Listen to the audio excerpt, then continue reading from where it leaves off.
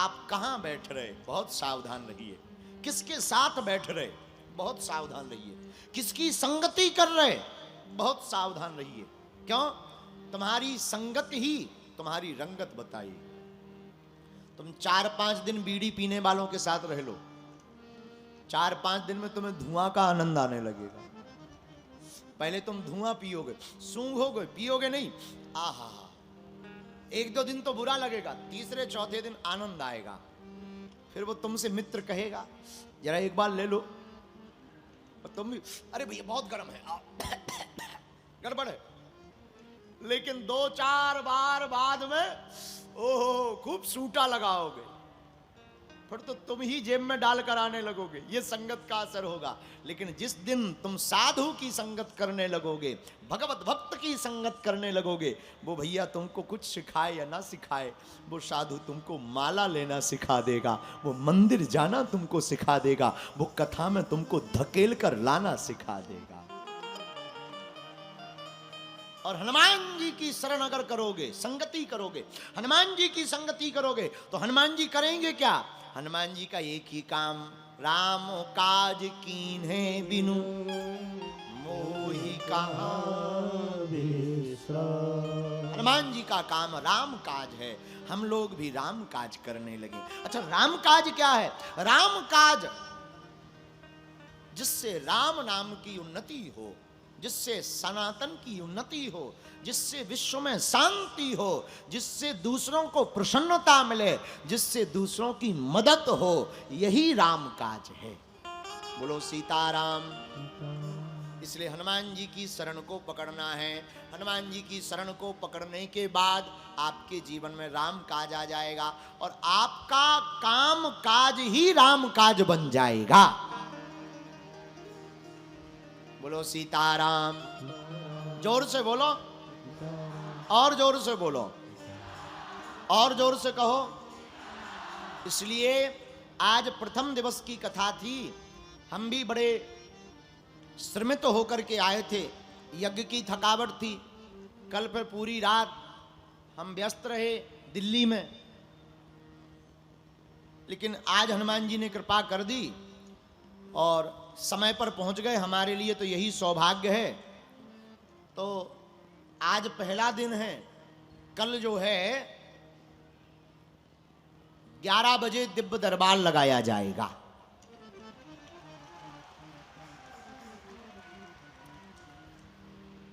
अब 11 के 11:30 हो सकते हैं, तो थोड़ा आप लोग उसको बैलेंस कर लेना। और 1 बजे तक दरबार लगभग 1.5 घंटे 2 घंटे का चलेगा। इसके बाद में फिर वही हम जाएंगे नहीं, यहीं रुक जाएंगे। 3 बजे से फिर कथा गाएंगे। तो हमारे मन में आ रहा, कल और परसों 2 दिन बचे हैं, हम लोग भारत हिंदू राष्ट्र बनाने के लिए सब लोग सामूहिक हनुमान चालीसा का पाठ करेंगे। लगभग 1-2 लाख लोग तो कल होंगे ही, आज भी कम नहीं है, आज भी खूब हैं। तो 1-2 लाख हनुमान चालीसा जब एक साथ गाए जाएंगे, तो बहुत ही जल्दी हनुमान जी की कृपा से भारत हिंदू राष्ट्र हो जाएगा। बोलो सीताराम। जोर से बोलो। तो कल आप लोग हनुमान चालीसा की पुस्तक लेकर के आना। कथा के बाद हम लोग गाएंगे, पहले कथा सुनाएंगे फिर गाएंगे। कल की कथा में आगे की चौपाई पर बात करेंगे।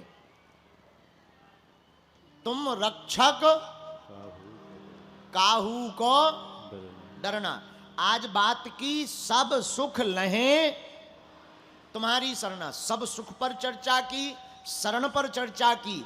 कल तुम रक्षक काहू को, इस चौपाई पर हम कल बात करेंगे।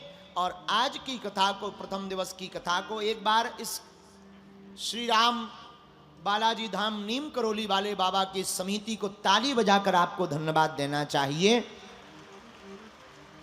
जिन्होंने इतना बड़ा आयोजन इतनी भव्यता दिव्यता के साथ किया। और हमारे इस कथा के मुख्य यजमान श्री विनीत गुप्ता जी, उनका पूरा परिवार, सभी सहयोगी जन इस कथा में सम्मिलित हैं प्रमुख रूप से। निश्चित रूप से यह धन्यवाद के पात्र हैं कि हनुमान जी ने इनको कथा के लिए चुना है। बोलो रामचंद्र भगवान की जय हो, बागेश्वर हनुमान जी महाराज की जय हो। लेकिन जाने के पहले एक गीत गुनगुना लें। आज बड़ा गला खूब श्रम के कारण बड़ी असुविधा हो रही, लेकिन हनुमान जी ने समय निकाल दिया। हनुमान जी ने खूब बढ़िया कथा कहलवा दी। ये उनके चरणों का प्रताप है। ज्ञान प्राप्त हो जाना, बुद्धत्व को पा जाना, ब्रह्म को बारे में जान लेना। अरे तुम्हें ब्रह्म का ज्ञान हो या ना हो, ज्ञानी वो नहीं है जिसने पीएचडी या डीएड बीएड कर ली। मेरे प्रियजनों, ज्ञानी वो है जिसने खुद को जान लिया। रावण ने दुनिया का तो ज्ञान रखा था, 4 वेद 6 शास्त्र, 10 सिर जो हैं रावण के, वो 4 वेद और 6 शास्त्र के प्रतीक हैं। लेकिन रावण को सब ज्ञान था, पर ना तो आत्मज्ञान था ना ब्रह्म ज्ञान था। ब्रह्म वेत्ता नहीं होता, विद्वान था, विद्यावान नहीं था। हनुमान जी विद्वान नहीं है, विद्यावान है। रावण विद्वान है, हनुमान जी क्या है? विद्यावान। हनुमान चालीसा में उत्तर भी है, विद्यावान गुणी अति चातुर। तो रावण विद्वान है, हनुमान जी विद्यावान है। मेरे प्रियजनों, मेरी आत्माओं, खुद को जान लेना, खुद को समझना, यह आत्मज्ञान है। ये कैसे प्राप्त होगा? हनुमान जी के ध्यान से, हनुमान जी की पूजा से आत्मज्ञान भी प्राप्त हो जाएगा। ये दूसरा सुख भी तुम्हें मिलेगा। ये हम सब सुख पर आपको बता रहे हैं, उसमें 7 सुख। अच्छा, तीसरा सुख क्या है संसार का? मान सम्मान पा लेना। क्या पा लेना? सब लोग मरे जा रहे हैं। बहुत अमीर लोग कुछ इसलिए कथा करवाते हैं कि दानी या धर्मात्मा है, इसलिए नहीं, हमारा नाम हो जाए कि हम बागेश्वर बाबा जी को बुलाए थे। अब आप लोग यजमान जी के ऊपर मत देखना कि इन्होंने भी यही किया है। आप लोग गलत मत ले जाना। हम एक बहुत तर्क वाली बात बता रहे हैं। यजमान जी, आप बुरा मत मानना कि तुम हमारी दक्षिणा बंद कर दो। आफत हो जाएगी भैया। राम राम राम राम राम, सीताराम कहो, सीताराम कहो, सीताराम कहो, पर सत्य बोले बिना हम रुक नहीं सकते। सुनिए, बहुत लोग इसलिए कथा नहीं करवाते कि वो कथा के जिज्ञासु होते हैं या पिपासु होते हैं या कथा के रसिक होते। बहुत लोग क्या, 98% लोग कथा वो करवाते हैं जिनको नाम कमाना होता है। लेकिन एक बात बोले भैया, कह दो, बोलो, अरे कहो तो, जिनके नाम में ही पीछे मान लगा हो, उसे क्यों सम्मान प्राप्त नहीं होगा? हनुमान जी के नाम के पीछे क्या लगा? मान। हनु, हनु।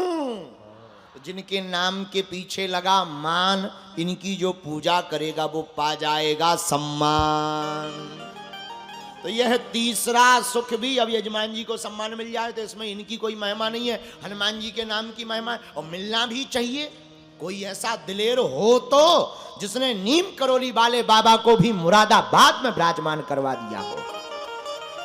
धन्य है इनका ट्रस्ट। चाहे वो अनिल कुमार जी होवे, चाहे विनीत गुप्ता जी होवे, चाहे शैलेंद्र गुप्ता जी भी होवे, और चाहे प्रदीप गुप्ता जी भी होवे। धन्य है ये लोग जिन्होंने मिलकर के एक ऐसा आयोजन यहां पर करवाया है। 18, 19 और 20 तारीख का इतिहास में लिखा जाएगा। मुरादाबाद भी भगवा नजर आएगा। बोलो जय सिया राम। अब किसी की पेट में दर्द हो जाएगा तो कम खाएगा, हमारा क्या बिगाड़ पाएगा? हम तो परदेसी हैं, 3 दिन बाद अपने घर जाएगा। बागेश्वर धाम जाएगा, फिर अगली बार जहाँ जाएगा वहाँ फिर कथा गाएगा, फिर धर्म विरोधियों को हिलाएगा, उनकी ठटरी बार कर फिर वापस बागेश्वर धाम आएगा। बोलो जय सिया राम, जय सिया राम। तो हनुमान जी सब सुख देने, आहा, हनुमान जी सब सुख देने वाले हैं। पहला सुख निरोगी काया, दूजा सुख ज्ञान प्राप्त हो, तीजा सुख मान प्राप्त हो। चौथा सुख कौन सा? धर्म कर्म पर चलना। किस पर चलना? बोलो बोलो बोलो। सतमार्ग पर चलना। ये तो हनुमान जी से ही सीख सकते। ये काम भी हनुमान जी का है। ये हनुमान जी की शरण में जाने से स्वभावता आदमी सावधान हो जाता।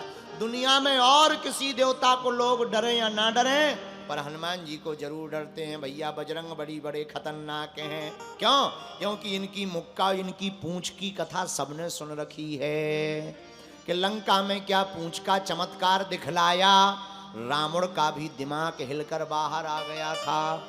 ऐसे खतरनाक श्री हनुमान जी महाराज हैं। तो हनुमान जी को मानने वाला सत्कर्म पर सुतः चलता है, धर्म कर्म का पालन सुता करने लगता है, उसको यह सुता ही सुख प्राप्त हो जाता। बोलो जय सिया राम। अब पांचवा सुख क्या है? संपत्ति से भरपूर, घर में माया, घर में माया। तो क्या ये हनुमान जी से मिलेगा? बिल्कुल मिलेगा। किसको मिली? तुम्हारो मंत्र विभीषण माना, लंकेश्वर भय सब जग जाना। ये हनुमान जी ने ही तीर चलाया था। जब पहली बार विभीषण जी लंका में मिले, प्रणाम हुआ, परिचय हुआ, विभीषण जी बोले अब आप हमें बताओ हम करें क्या? आपको राम जी के दर्शन हो गए, हमको नहीं भय। हनुमान जी बोले हमें राम जी के हो गए पर हमें जानकी जी के नहीं भय। तो विभीषण जी बोले करें क्या? हनुमान जी बोले अदला बदली कर लो। क्या? तुम हमें जानकी जी का पता बता दो, हम जानकी जी से दर्शन कर लें, जानकी माता के, और हम तुम्हें राम जी से मिलने का पता बता देंगे, तुम राम जी के दर्शन कर लेना। विभीषण जी बोले जय हो आपकी। हनुमान जी धीरे से बोले पार्टी बदल लो। आजकल पार्टी बदलने का खेल बड़ा चलता है। हनुमान जी ने पहले ही एक चौका मार दिया था लंका में। विभीषण जी बोले कौन सी पार्टी? हनुमान जी बोले जावा लो, झंडा लगा लो, जय श्री राम।